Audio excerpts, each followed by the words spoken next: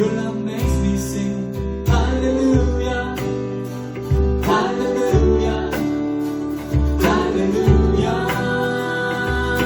Your love makes me sing Hallelujah, Hallelujah, Hallelujah. Your love makes me sing Hallelujah, Hallelujah, Hallelujah.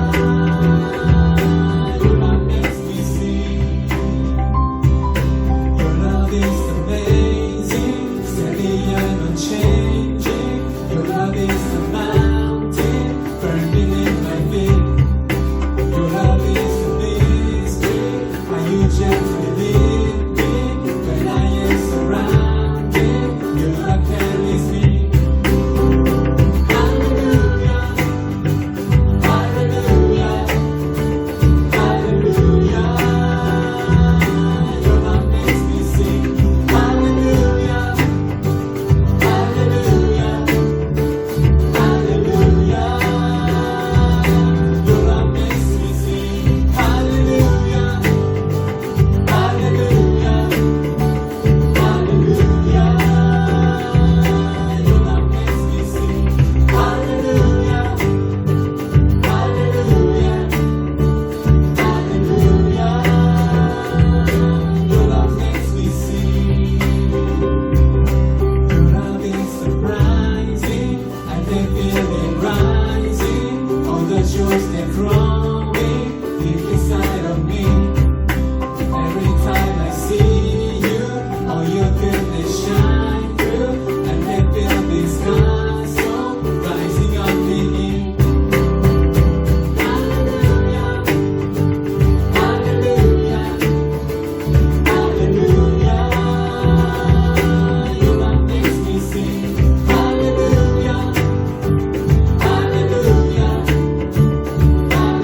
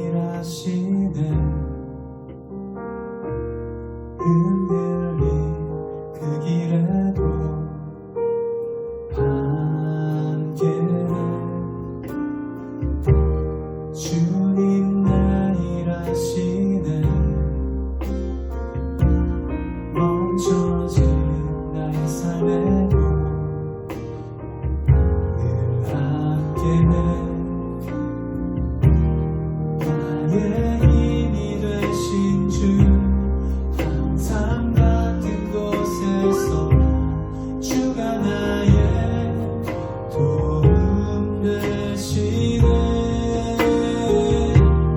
나의 길이 되신 주 변함없으신 계획 주가 나의 모든 것은 되시네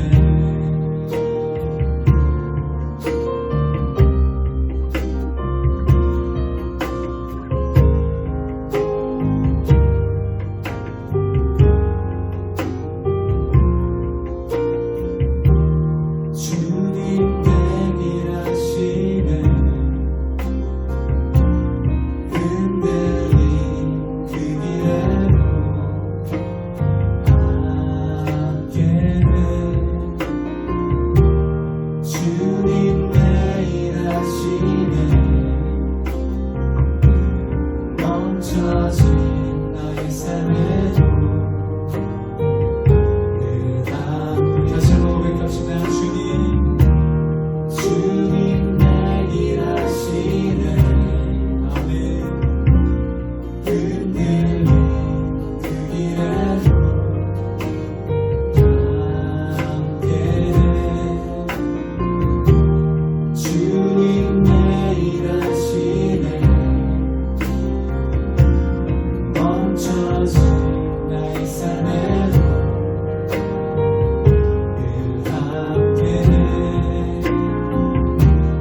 나의 힘이 되신 주 항상 같은 곳에서 주가 나의 도움 되시네 나의 힘이 되신 주 변함없으신 계획 주가 나의 모든 것은 나의 힘이 되신 주 나의 힘이 되신 주 항상 같은 곳에서 주가 나의 도움 되시네 나의 길이 되신 주 변함없으신 계획 주가 나의 모든 것은 되시네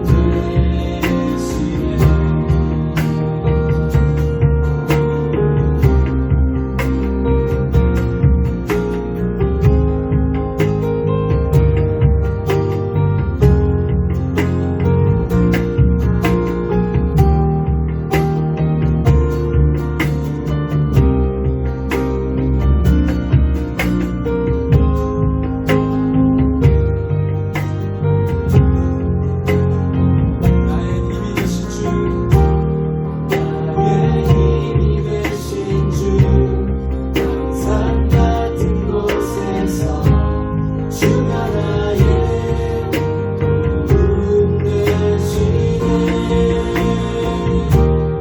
나의 길이 되신 주 변함없으신 계획 주가 나의 모든 것은 다시 한번 나의 힘이 되신 주 항상 같은 곳에서 주가 나의 도움 되시네 나의 길이 되신 주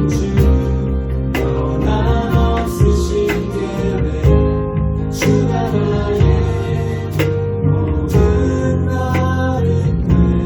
되시네 나의 힘이 되신 주 항상 같은 곳에서 주가 나의 도움 되시네 나의 길이 되신 주 변함없으신 계획 주가 나의 모든 것은 되시네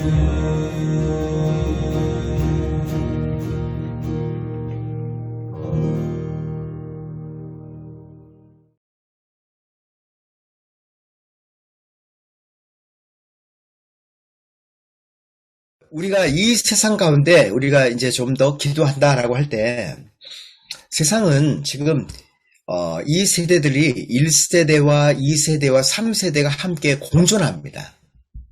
지금 한국이나 뭐 미국도 마찬가지지만 교회들에 보면요 노인들이 참 많습니다. 교회들이 점점 노인들의 교회가 되어간다 그런 이야기 하시더라고요. 청년들이 교회에서 빠져나가고 있다. 한국 안에 또 미국도 그렇겠지만 이 한인들 사회 안에도 이 1세대와 2세대와 3세대가 함께 공존하고 있는데 사람들이 이걸 느끼질 못해요. 지금의 교회는 현재 교회는 1세대의 열매입니다. 1세대의 결과예요. 그러니까 1세대들이 지금까지 살아왔던 모든 어떠한 과정 가운데서 현재 예수님을 믿고 교회가 형성되어진 현재의 상황인 거죠. 그런데 지금 이제 젊은 세대, 2세대들은요, 한국의 1세대와 달라요. 여기 대부분 우리 한국 사람들이시니까요, 배경이 거의 유사합니다. 근데 무엇이 차이가 있을까? 배경이 달라요. 한국의 1세대들은 무속과 불교와 유교가 애굽이에요. 애굽에서 나와서 가나안 땅에 들어가는 것이잖아요. 그러니까 한국 사람들이 예수님을 믿기 전에 무엇을 믿고 살았냐면 무속을 믿었어요. 점을 치거나 미신을 믿죠. 또 어떤 사람들은 불교를 믿어요. 또 어떤 사람들은 유교를 믿죠. 1년에 한 번씩 조상에게 제사를 지냅니다. 그런 어떤 무속과 불교와 유교를 믿다가 교회를 나왔어요. 그러다 보니까 이제 어떤 사람들은 이 애굽을 벗어버리고 곧 성경에서 말하고 있는 것처럼 옛사람의 옷을 벗어버리고 새사람의 옷을 입어야 되는데 어떤 경우에는요. 무속과 불교와 유교를 교회에 가지고 들어오신 분도 계세요. 그리고 혼합된 종교를 믿죠. 무속과 불교와 유교에다가 기독교까지 믿어요. 주님 분명히 말씀하신 건요. 옛사람의 옷을 벗어버리라고 말합니다. 그래서 우리의 삶에 경계를 만들어야 돼요. 무엇에 대한 경계를 만들어야 되는가? 여러분들이 한번 적용해 보십시오. 여러분들의 삶에 있어서 혹시 나는 그런 무속적인, 미신적인 그런 어떤 생각이 있지는 않는가? 한번 생각해 보십시오. 한번 여러분에게 스스로에게 적용해 보세요. 제 이름이 정형섭입니다. 근데요, 제 이름이 원래 정형섭 아니에요. 원래 저의 이름은 정의섭이었습니다. 제 이름이 원래 정의섭이었어요. 태어날 때. 근데 지금은 이제 우리가 줌으로 이렇게 강의를 하니까 저를 볼 수 없겠죠. 제 상체만 지금 보잖아요. 근데 뭐 저를 아시는 분들은 아실 겁니다. 제가 다리가 불편해요. 목발을 짚고 다닙니다. 휠체어를 탑니다. 제가 2살 때 소아마비로 전신마비가 됐어요. 지금 이렇게 앉아있는 것, 또 목발을 짚는 것이 저에게는 큰 은혜이고 회복이에요. 그런데 제가 2살 때 소아마비로 전신마비가 돼서 거의 뭐 죽기 직전이었죠. 근데 저희 부모님이 저를 점 치는데 그런 데 데려갔어요. 사주팔자 보는데.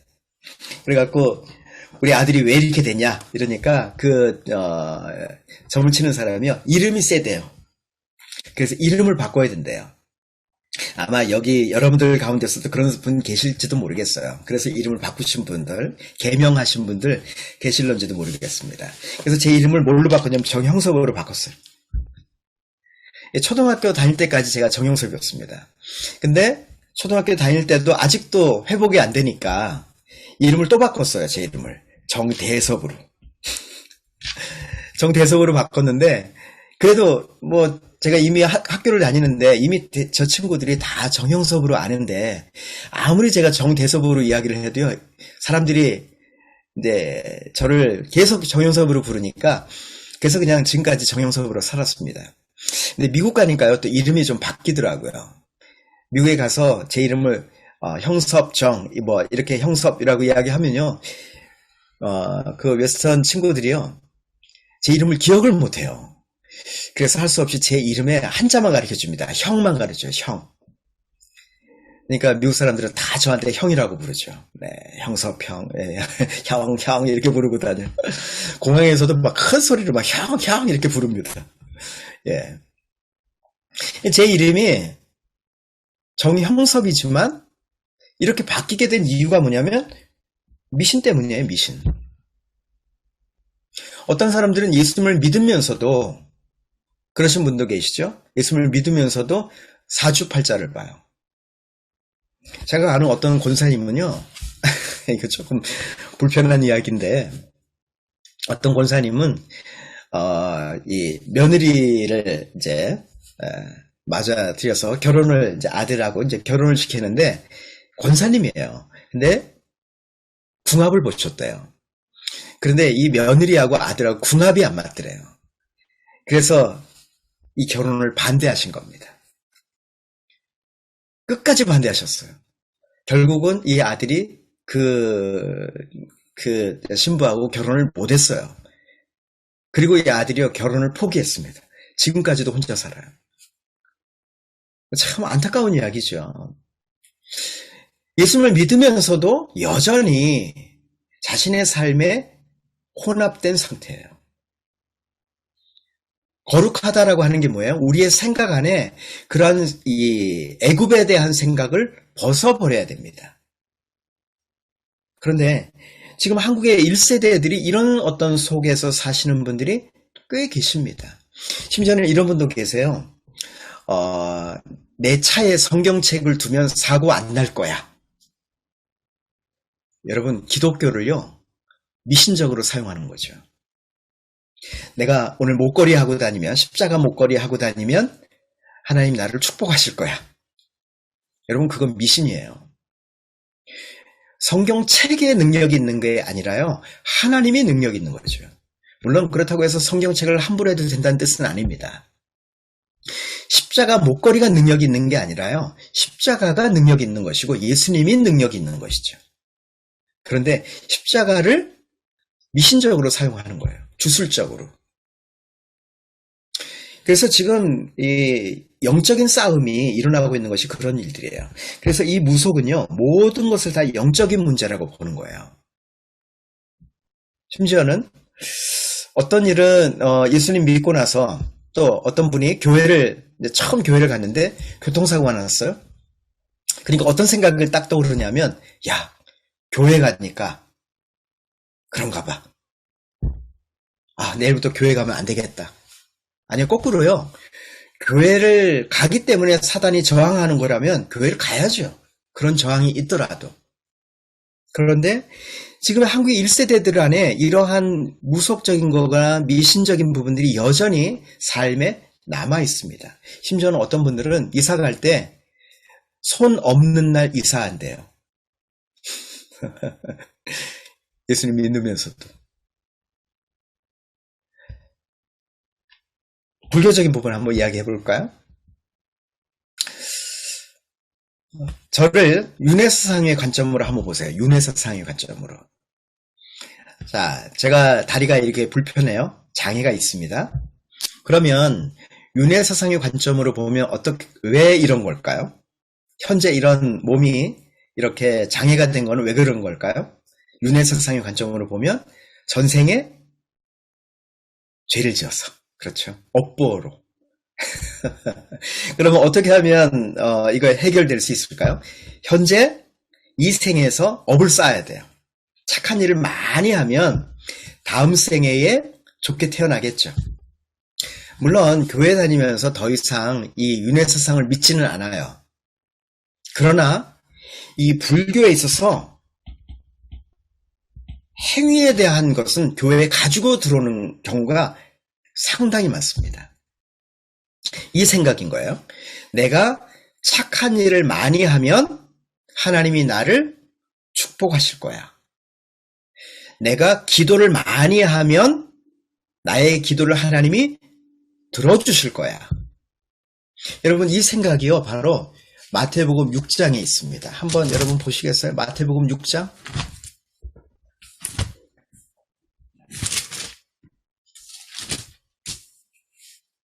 6장 7절 한번 보세요.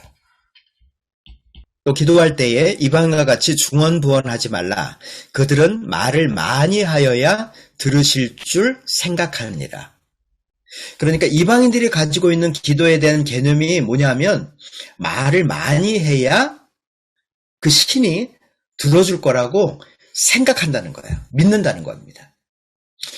여러분, 우리들은 유대인인가요? 이방인인가요? 우리는 이방인이었죠. 물론 지금은 영적인 이스라엘로 우리가 하나님을 믿는 사람이지만 우리는 우리의 예수를 믿기 전에 우리들은 이방인이었어요. 여러분, 기도를 어디서 배우셨을까요? 교회에 와서 기도 배우셨을까요? 아니요. 여러분들은 기도를 전설의 고향에서 배웠어요. 예, 드라마 보셨잖아요. 예, 전설의 고향.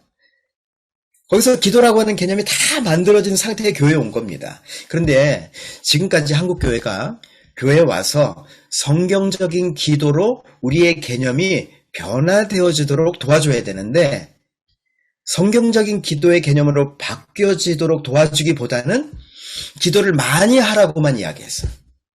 기도를 많이 하십시오.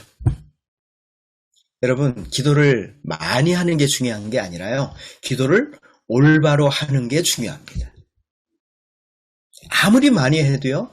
잘못된 기도를 한다면 그 잘못된 기도로 말미암아 아무리 많은 기도를 해도 그것은 헛된 것이 될 수밖에 없죠. 보통 우리가 알고 있는 그런 거 있잖아요. 지성이면 감천. 그런 이야기 들어보셨죠?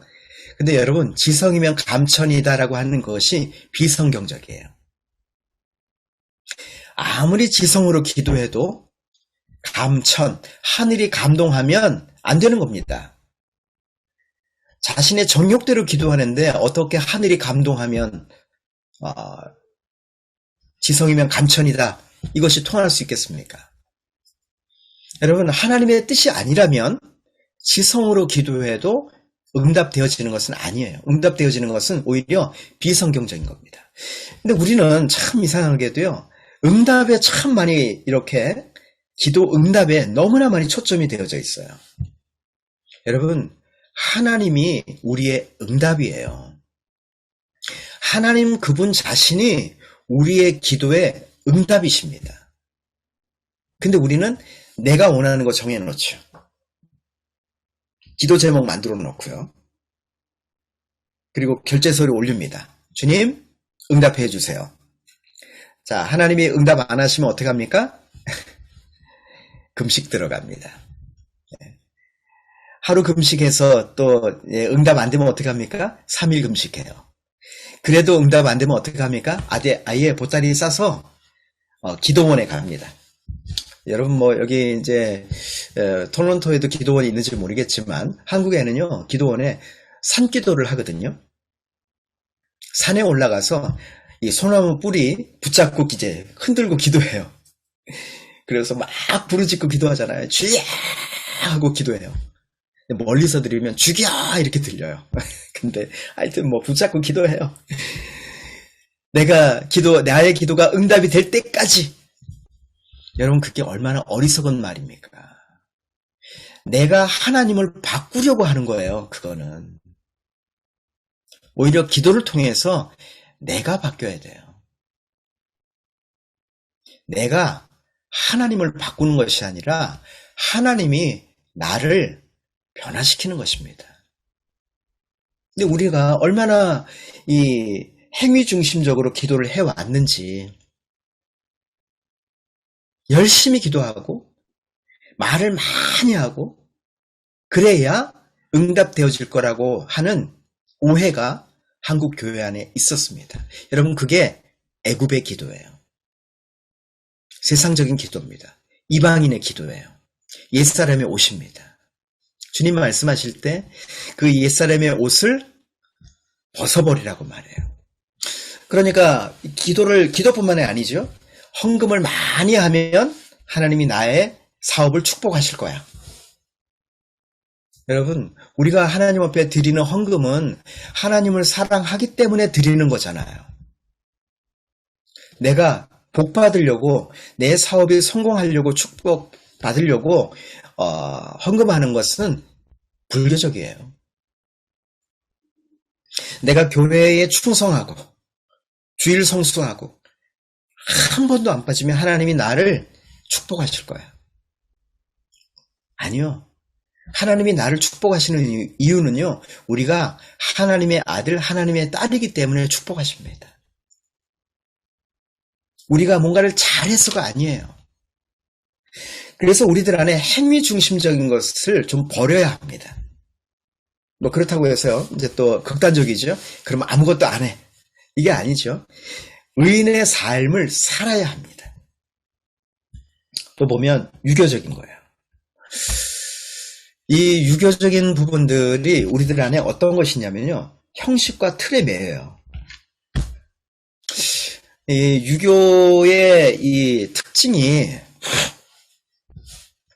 상하 권위관계를 갖거든요. 남존여비, 뭐라고 말하죠? 장유유서, 네? 이런 이야기를 합니다. 그래서 한국 사람들은 나이가 참 중요해요. 네, 여러분하고 이제 저하고 이렇게 이 시간들을 교제하다 보면 여러분들이 막 궁금해 하시더라고요. 몇 살이나 먹었을까? 저 목사님은 몇 살일까? 막 이렇게 궁금해 하시더라고요. 예, 제가 지금 59입니다. 그런 사람들이 갑자기 평강이 생겨요. 예. 나보다 위, 나보다 아래. 이게 딱 이제 뭐예요? 서열이 만들어져요. 유교 사상의 문제가 뭐냐면요, 서열 문화입니다. 이 서열 문화가, 이 관계가 사람들의 권위 관계를 만들어서 하나의 틀을 만듭니다. 근데 그러다 보니까요, 교회 안에 이 틀을 가지고 들어와요. 심지어는 어떤 교단은 여성 사역자들에게 목사 안수 안 주죠. 이유는 여자이기 때문에. 이 남존여비 사상이 너무 강한 겁니다. 이 유교적인 부분이 너무 강하다 보니까 이 여성에 대해서 그렇게 천하게 여기는 사상이 여전히 남아있는 거예요. 여러분, 그것은 하나님을 대적하는 생각입니다. 이것이 1세대들의 모습이었어요. 근데 이런 애굽을 버리고 이제 가나안 땅에 들어온 거죠. 자, 그러면 여러분의 지금 이민 생활을 하실 때 여러분의 자녀 세대들은 어떤가? 여러분 자녀 세대들은요, 무속과 불교와 유교가 아니에요. 미국이나 캐나다, 또 한국도 마찬가지지만 이제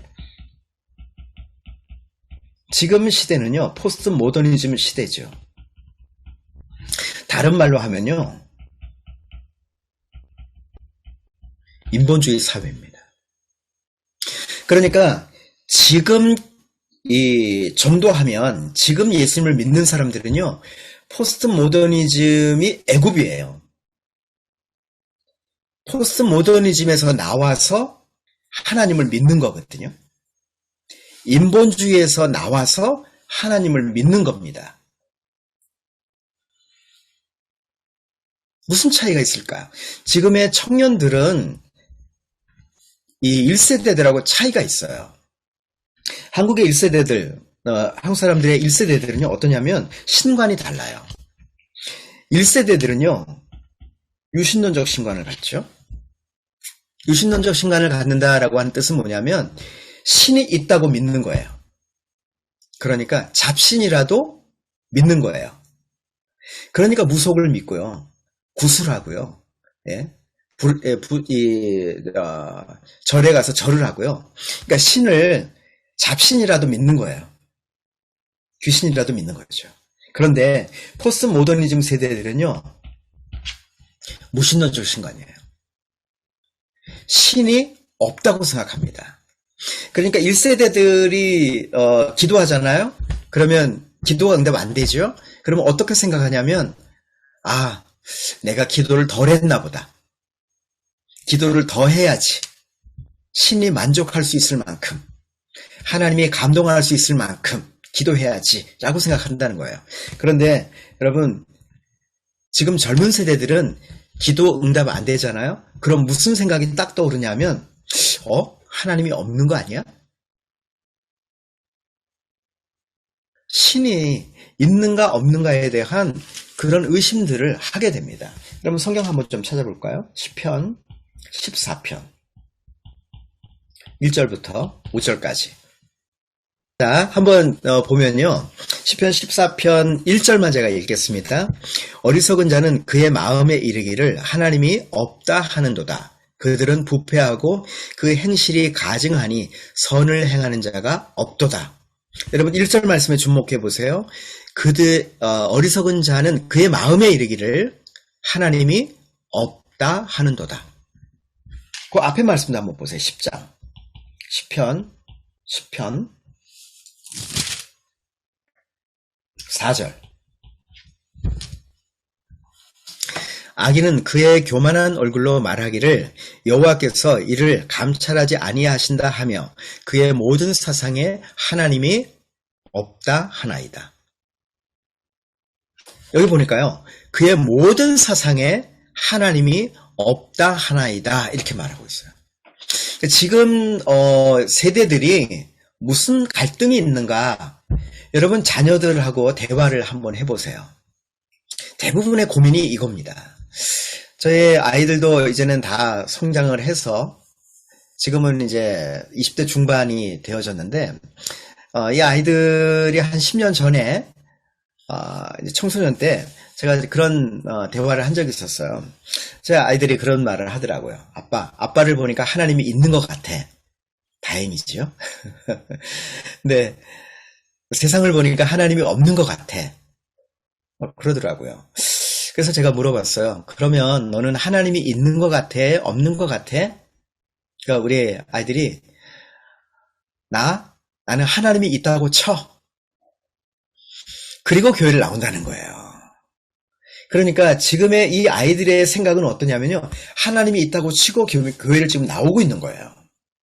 근데 이 과정 가운데 하나님을 만나는 사건이 있어야 돼요. 그러니까 1세대들은요. 주권적인 하나님을 믿어요. 그런데 신앙생활의 과정 가운데 인격적인 하나님을 만나야 되죠. 그런데 지금의 이 젊은 세대들은 어떠냐면요. 이 사회가 굉장히 하나님의 원리와 원칙이 사회의 원리가 되어져 있어요. 특히 미국이나 캐나다, 이 미주 지역의 또 서구의 사회는 그래서 인격적인 하나님에 대한 이해가 있습니다. 인격적인 것이 중요해요. 그런데 이들에게는 주권적인 하나님을 만나는 사건이 있어야 돼요. 그러면 여러분의 자녀들을 위해서 어떻게 기도해야 될까요? 하나님을 만나는 사건이 있도록 기도하셔야 돼요. 여러분 자신을 위해서는 어떻게 기도해야 될까요? 하나님을 인격적으로 받아들이고 경험되어지는 게 필요한 겁니다. 1세대들은요, 하나님이 있다고 믿는데 참된 하나님을 만나야 되거든요. 2세대들은요, 지금 젊은 세대들은 하나님이 없다고 하는 생각에서 하나님이 존재한다고 하는 하나님의 존재를 경험해야 돼요. 자, 조금 더 보세요. 하나님이 없다고 여기기 때문에 지금의 젊은 세대들은요, 죄를 부정합니다. 죄를 부정해요. 하나님을 부정하기 때문에 죄를 부정해요. 죄를 어떻게 생각하냐면 죄가 상대적이라고 생각해요. 그러니까 이렇게 생각하는 거죠. 당신과 내가 합의한 게 있느냐. 합의한 거를 어기는 것이 죄예요. 그런데 1세대들은 어떻게 죄에 대해서 인식하냐면 죄를 절대적으로 인식하죠. 그렇기 때문에 1세대들 안에는 무슨 문제가 생겨나냐면요. 정죄감이 매우 큽니다. 1세대들은 이래요. 기도하시는 분들하고 이렇게 대화를 하다 보면 어제 회개한 거 오늘 회개해요. 또 오늘 회개한 거 내일 회개해요. 그러니까 오늘 회개한 거요. 냉장고 속에 넣어놓고 내일 회개할 때 다시 냉장고 속에서 죄 꺼내갖고 또 회개해요. 그리고 회개한 다음에 다시 냉동실에 넣어놓습니다. 그리고 또 회개할 때 또 그 냉동실에서 죄를 또 꺼내갖고 또 회개해요. 하나님의 용서를 받아들이질 않아요. 그러니까 인격적인 하나님을 경험하지 못했기 때문에 이 절대적인 죄에 대한 어떤 이 정죄감이 굉장히 강하다는 거죠. 그래서 1세대들에게는요, 죄에서 자유케 되어진다라고 하는 것이 굉장히 큰 복음이고 이것이 큰 구원에 대한 의미입니다. 그런데 여러분, 이 청년 세대, 젊은 세대들은요, 포스트 모더니즘 세대들은 죄를 죄로 여기지 않아요. 이렇게 질문해 볼게요. 여러분, 동성애가 죄인가요? 아닌가요? 죄죠. 왜요? 성경에서 죄라고 말하니까. 절대적 기준이에요. 그런데 미국이나 캐나다도 어떨지 모르겠지만 미국에서는 이미 동성애가 합법화가 됐습니다. 상대적인 거예요. 당신과 내가 합의한 겁니다. 그런데 합의를 깨는 게 죄인 거죠. 그러니까 죄를 죄라고 말하면 그게 죄예요. 완전히 혼돈 상태입니다. 경계를 만드는 일이 그래서 필요한 거예요. 하나님의 경계를 만드는 일. 그러니까 1세대들한테 전도할 때 그렇게 말해요. 1세대들에게 전도할 때는요. 당신이 죽으면 지금 천국 갈 수 있다고 생각하십니까? 그러니까 1세대들은요. 내세적 신앙관을 갖습니다. 죽으면 천국 간다. 이미 불교에서 가르쳐준 게 있거든요. 극락왕생. 아마 그런 이야기 들어보셨을 겁니다. 조금 나이 있으신 분들은. 그러니까 1세대들은요. 기본적으로 죽으면 천국 간다. 이렇게 생각해요. 내세적인 신앙관이 있어요. 그러니까 전도할 때도 지금 당신이 죽으면 천국 갈 수 있다고 생각하십니까? 아니요. 그러면 어떻게 하면 천국 갑니까? 예수님을 영접해야 천국 갑니다. 그러면 전도하기가 쉬웠죠. 자, 그런데 이 방식대로 청년들에게 전도해 보세요. 청년들이 그렇게 대답해요. 왜 가야 됩니까? 죽어보셨어요? 그러면 어떻게 가야 됩니까? 이렇게 대답해야 되는데 왜 가야 됩니까? 아예 천국에 대해서 부정해 버리거든요. 그러니까 지금의 중요한 건요. 현재가 중요해요. 내세적인 거 없습니다. 그러니까 인본주의 사회이고 포스트 모더니즘 사회에서는 현재 내가 어떠한가가 중요하죠. 그러니까 1세대들은 어때요? 안 먹고 안 입고 안 쓰고 돈을 모아서 누구 줘요? 자식들에게 줍니다. 그럼 자식들은 어떻게 해요? 부모가 준 거 쓰고 벌어서 쓰고 빚내서 써요. 왜요? 지금 내가 행복한 게 중요한 거예요. 그러니까 이 가치관이 달라요. 지금의 현재 이 포스트 모더니즘 세대는요. 지금 내가 행복한가가 중요해요. 근데 1세대들은 어떠냐면 한국의 1세대들 특히 전쟁을 경험했어요.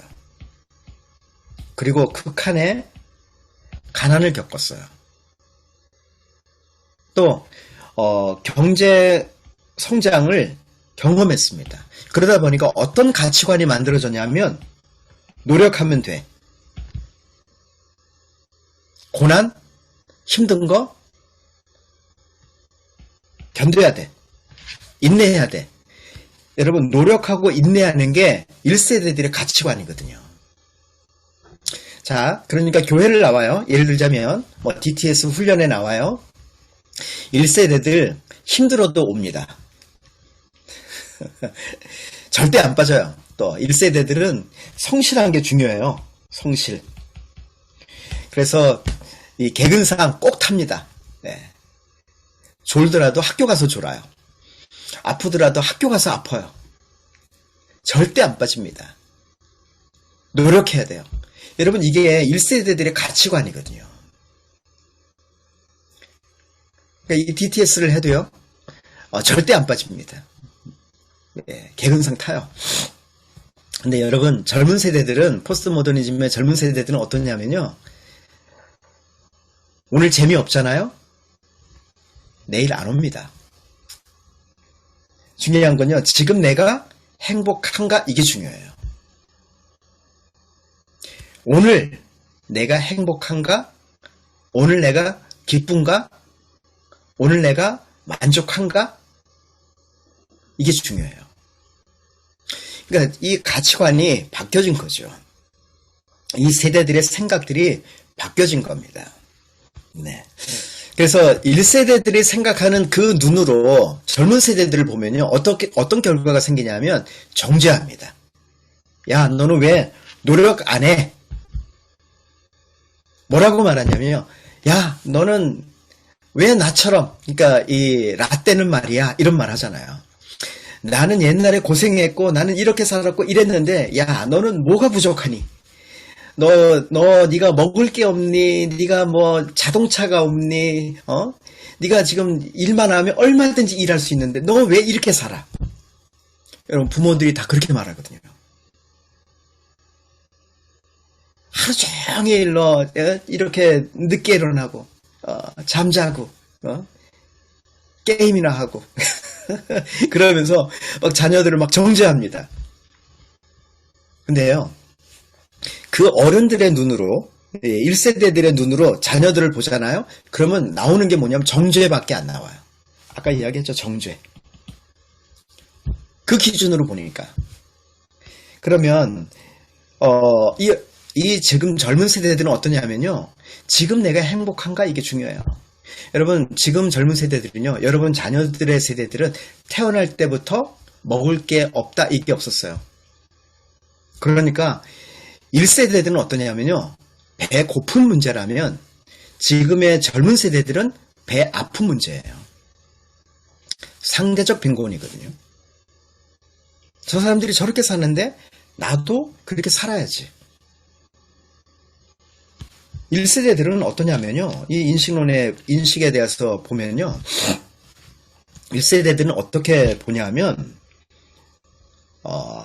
다른 것을 틀렸다고 말하죠.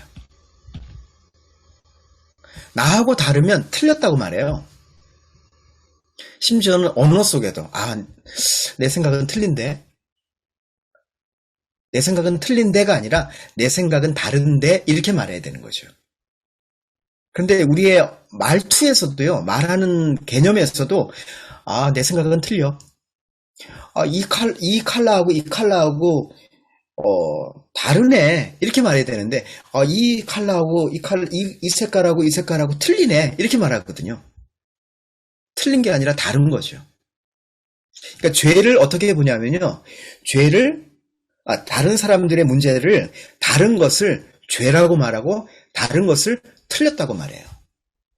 그게 1세대들이 보는 관점이에요.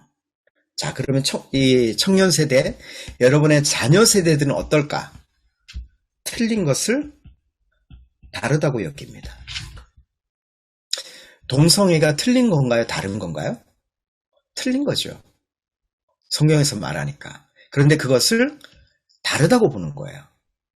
그러니까 죄에 대해서도요, 자신의 삶의 문제에 있어서 죄의식을 느끼지 못하는 거죠. 뭐가 잘못됐고 무엇을 해결해야 되는지 보질 못하는 겁니다. 지금의 이 젊은 세대들, 한국은 특히 한국도 그렇지만 이제 미국도 아마 마찬가지일 거예요. 부모들에 의해서 자녀들 세대가 의지가, 이렇게만 해서 죄송하지만, 조작돼 있어요. 그러니까 부모가 시키는 대로 자녀들이 만들어졌습니다. 그러니까 이런 거예요. 야, 이 음식이 맛있어. 그거 먹지 마. 이거 먹어. 이 옷 입어. 그 옷 이쁘지 않아. 안 예뻐. 이 옷 입어. 또 부모들이 이렇게 말하죠. 너 이런 학교 가. 근데 자녀들은 나는 이 학교 가고 싶은데 너 그 학교 가면 돈 못 벌어. 직장 갈 때도 너 이 직장 가. 그래야 돈을 잘 벌어. 자녀들에게는 자녀들이 원하는 나 이 일 하고 싶은데 아니 너 그 일 하지 마. 그러니까 모든 의지를요 부모가 결정해요.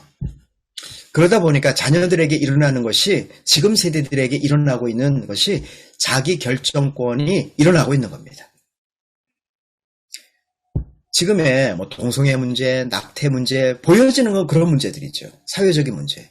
그런데 실제로는 문제는 뭐냐면 부모들이 1세대들이 젊은 세대들의 의지를 결정권을 부모들이 가져왔기 때문에 젊은 세대들이 그 자기 결정권을 되찾고 싶은 그런 반항적인 운동이 일어나고 있는 겁니다. 이거를 1세대들이 깨닫지 못하면요 다음 세대를 잃어버릴 수 있어요. 여러분 우리가 모세처럼 기도해야 되잖아요. 사람과 사람 사이, 세대와 세대 사이에 서야 되잖아요. 아브라함처럼 땅을 위해서 기도해야 되잖아요. 소돔과 같다라고 말해요. 지금의 젊은 세대들을 타락한 세대, 소돔과 같은 사람들 이렇게 말하잖아요. 근데 그거 누구의 관점이냐면 1세대들의 관점이거든요. 하나님을 알지 못하는 세대라고 말해요. 근데 그것도 1세대의 관점이에요. 잘 보면 지금의 젊은 세대들이 어떤 가지고 있는 이런 가치관들을 다시 한번 그들의 눈높이로 볼 필요가 있습니다. 보세요. 1세대들은 어떤 형식을 갖냐면요. 믿는 것을 통해서 알게 돼요.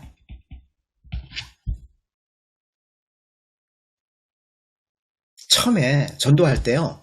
다 복음에 대해서 전도하고 설명하고 교회에 온 사람 많지 않습니다. 대부분 사람들은요. 그냥 거의 반강제로 교회에 끌려왔어요.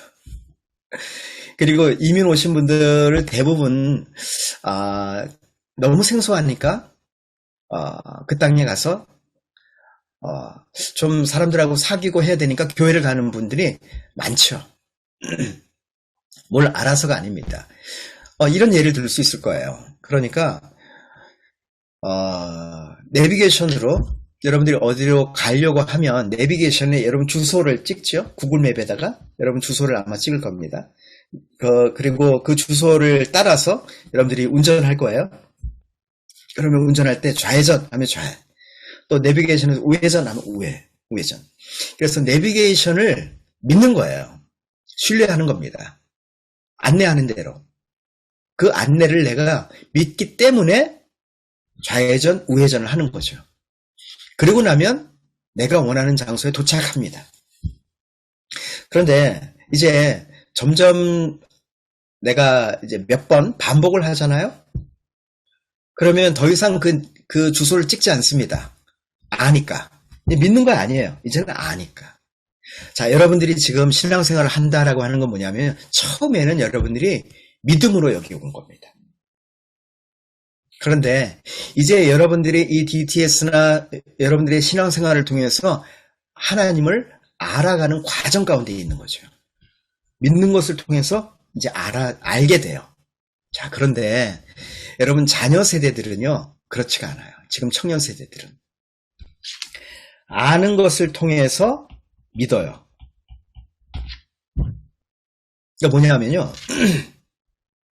어떠한 정보, 어떠한 지식, 이 중요해요. 이것이 논리적이어야 되고요. 네? 이것을 통해서 그들이 주어지면 자동적으로 믿게 됩니다. 제가 한국이나 뭐 미국에 있으면서 청년부 아니면 청년들 대상으로 하는 그런 세미나에 제가 갑니다. 그래서 제가 설교하잖아요. 말씀을 전하면 사람들이 그 청년들이요 핸드폰으로 다 검색을 합니다. 예를 들어서 제가 포스트 모더니즘 이러면 말하잖아요. 그러면 가만히 있지 않아요. 사람들이 앉아서요 예, 핸드폰으로 포스트 모더니즘 이렇게 쳐요. 그러면 포스트 모더니즘이 언제 시작되어졌는가 나오거든요. 보면 포스트 모더니즘이 1960년대에 LA와 미국의 LA와 그리고 프랑스 파리의 중심으로 해서 이 포스트 모더니즘 어떤 문화 사상이 만들어졌어요. 근데 미국은 포스트 모더니즘이 유럽이나 미국은 포스트 모더니즘이 벌써 60년이 넘은 겁니다. 그러니까 두 세대, 세 세대가 지금 이 포스트 모더니즘의 영향을 받고 있는데 한국은 포스트 모더니즘이 한 1990년도 정도부터 시작되어진 거거든요. 그러니까 한국은 이제 한 30년 된 거예요. 제가 이제 청년들한테 그런 포스트 모더니즘 막 이야기 하잖아요. 그러면 청년들이 그렇게 다 찾습니다. 근데 제가 이야기하고 있는 게 자신의 핸드폰으로 찾는 거하고 딱 뜨거든요. 동일해지거든요. 같은 정보, 같은 지식이 되어지잖아요. 그러면 믿어져요. 받아들입니다. 예, 그래서 제가 구글에서 찾아요. 같은 데서 찾았기 때문에 여러분 동일한 정보를 그들도 얻게 되겠죠? 그러니까 1세대들은 정보 지식 그렇게 중요하지 않아요. 앞에 설교하시는 분이 믿으라고 말하면 믿어지지요. 네, 그러니까 1세대들은요, 명령에 의해서 움직여요. 명령이나 지시나 이런 것에 있어서 받아들여져요. 그런데 지금의 젊은 세대들은요, 명령과 지시에 의해서 움직이지 않아요. 지금의 세대들은요, 동기부여가 되어져야 돼요. 그러니까 그 말은 내가 받아들일 수 있는 근거, 논리, 증거, 이게 있어야만 받아들여져요. 동기부여해야 돼요. 그러니까 1세대들이 지금의 젊은 세대들을 움직이기가 굉장히 힘들어합니다. 이유는 뭐냐면요. 저도 그렇지만 저도 이제 60이 다 됐기 때문에 저도 명령과 지시가 편해요. 누가 말해주면 그게 쉽지 사람들을 동기부여하는 게 훨씬 어려워요. 저는. 여러분들도 아마 그럴 겁니다. 여러분 자녀들에게 동기부여 해줘야 돼요. 이걸 왜 해야 되고 어떻게 해야 되고 또 하면 어떠한 유익이 있게 되고 이러면서 정보를 줘야 되고 어디 가봐라 어떤 거를 해봐라 이렇게 정보를 줘야 그러면 할까? 이런 마음이 생긴다는 거죠. 그게 힘든 거예요. 1세대들이 제일 힘들어하는 게 상대방을 동기부여하는 게 너무 힘든 거예요. 그러니까 지금의 이제 세대들하고 이제 대화를 해보면 그렇습니다. 여러분 자녀들에게요 전화를 해갖고 지금 어디야? 이러면요 이거 안 돼요. 회사도 마찬가지예요. 회사에서 누구씨 지금 어디에요? 이러면 안 된다는 거죠. 그러면 그 하급 직원이 어떠냐면요 자기는 폭력을 당하는 것 같은 느낌을 받는다는 거예요. 여러분 젊은 세대들이 느끼는 느낌이에요. 왜 그러냐면 전화를 건 사람은 무슨 이야기를 할지 알고 전화를 건다는 거죠. 그러면 전화를 받는 나는 상대방이 무슨 말을 할지도 모르는 상태에서 나는 답을 하기 때문에 결국 단편적인 답을 할 수밖에 없고 결국 나는 그 사람에 의해서 yes, no밖에 대답할 수 없는 상태가 돼버린다. 그래서 이것은 폭력이다. 이렇게 말해요. 그럼 1세대 때는요. 그러면 어떻게 하라고? 이렇게 되는 거죠. 그러니까 어떻게 되냐면 이렇게 되는 거예요. 예, 제가 아주 실제적인 예를 드리는 겁니다. 여러분 만약에 자녀들이나 또 하급 어떤 일터에서 하급 직원에게 전화하려면 어떻게 해야 되냐면 먼저 텍스트를 보내셔야 돼요. 내가 어떤 일로 너하고 통화하고 싶은데 언제 전화하면 될까? 이렇게 이야기해야 돼요. 그러면 그 문자를 본 이 하급 직원이 일터에서도요, 직장에서 보고 이 일에 대해서 난 이렇게 대답을 해야지 생각을 먼저 정리를 한다는 거죠. 그리고 나서 통화를 하면 그게 합리적이라는 거예요. 그게 평등하고 대등한 것이지, 나는 무슨 말을 할지도 지금 모르는 상황에서 대뜸 전화해갖고 이래야 돼 저래야 돼 왜 안 했어 왜 이렇게 됐어 이렇게 이야기하면요, 자기는 변명밖에 못하고 자기는 손해보는 느낌을 받는다는 거죠. 이것이요, 1세대와 지금 젊은 세대가 다른 부분이에요. 네, 여러분 어떻습니까? 여러분 자녀들을 여러분들을 정말 하나님 앞으로 이끌기를 원하시지 않으세요? 그렇다고 한다면요, 우리의 눈높이를 낮춰야 돼요. 교회도 마찬가지입니다. 지금의 교회들이 왜 노인들의 교회가 될까? 이유는 그겁니다. 지금의 교회가요, 다 목회자나 또 교회의 모든 시스템이 노인들의 관점으로 교회가 움직이기 때문이에요. 그러니까 지금을 보세요. 그렇다고 해서 청년들이 예수님 안 믿습니까? 아니요, 예수님 믿어요. 결국은 어떤 결과가 생겨났냐면 청년들의 교회가 따로 만들어집니다. 그 이유는 1세대와 젊은 세대들이 다르기 때문이에요. 틀린 게 아니라 다른 겁니다. 왜냐하면 1세대들의 애굽이 다르고 또 젊은 세대들의 애굽이 다르기 때문에. 그러면 3세대는 어떨까? 이게 더 심각합니다, 사실은.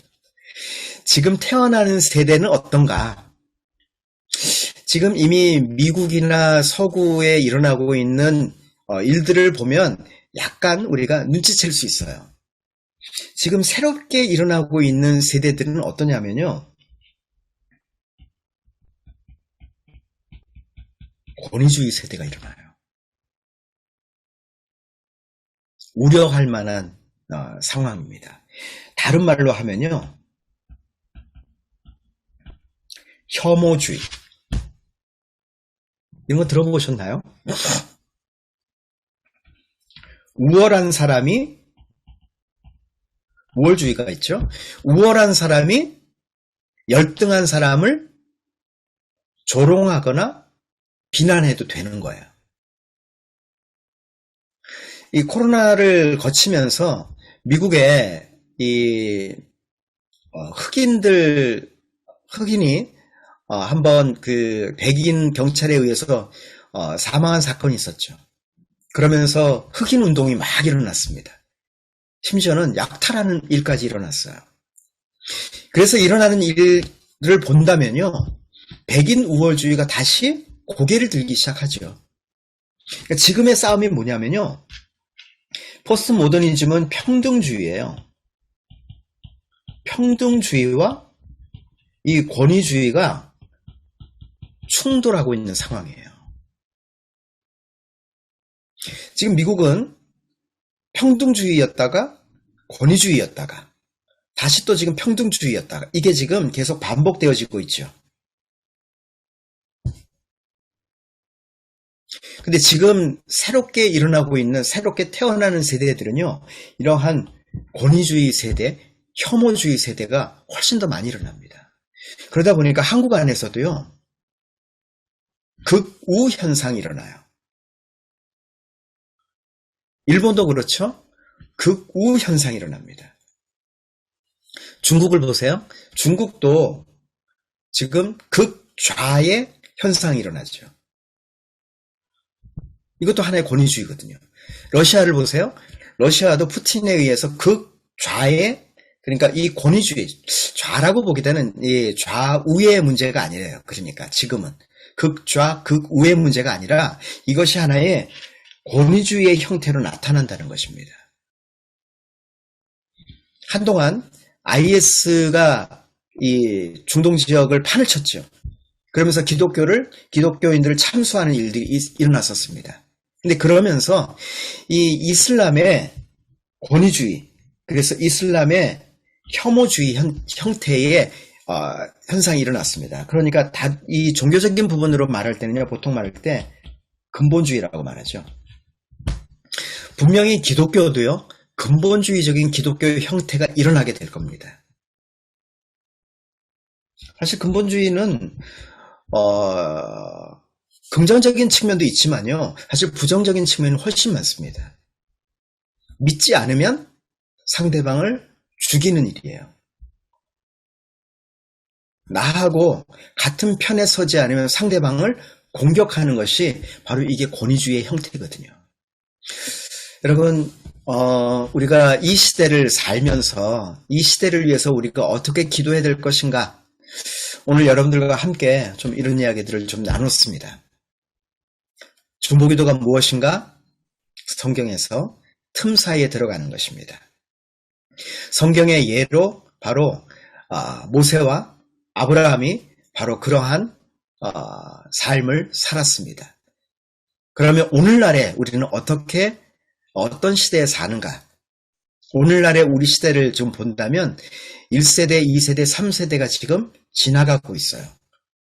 그런 과정 가운데 우리는 세대와 세대 사이에 모세로서, 아브라함으로서 우리는 이 시대를 지금 살아가고 있습니다.